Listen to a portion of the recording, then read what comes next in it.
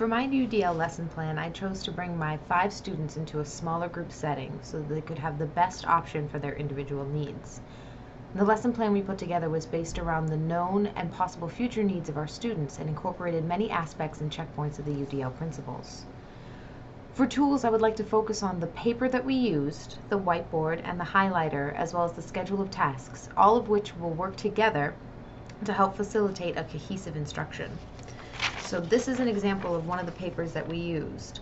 The wide lines help the students who may not have great fine motor skills write within them. And up top we provided them with a basic formatting. So the deer goes here, the date, and then on the bottom they had a little section to write their name. And then our schedule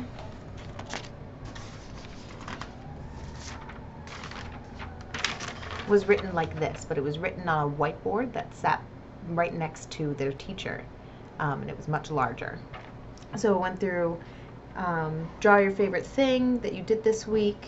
Number 2, share what you drew with the group, and then tell Mrs. Todd, their teacher, what you enjoyed about that activity, so that she could help them write down their general thought and structure it in a letter format. 4, write about your drawing. So once they had dictated to Deb, they were able to write down, either because they have rudimentary skills in sentence structure, like I and D, or they were provided more accommodative help, like a whiteboard. So Deb would often ask the students what they were writing about, and then she would write it for them.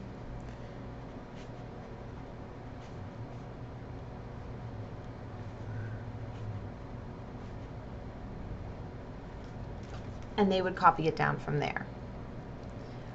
Obviously, this is just one sentence, but it really helped the students to be able to visualize what they had just dictated to Deb.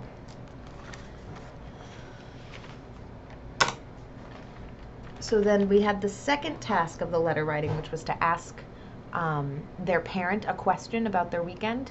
So things like, are we going to go to the park? Or can we have spaghetti for dinner on Sunday? Things like that. Just general things that their parents would be able to answer in their accompanying letter the following week, which was usually written for them by Monday. And then sign their name.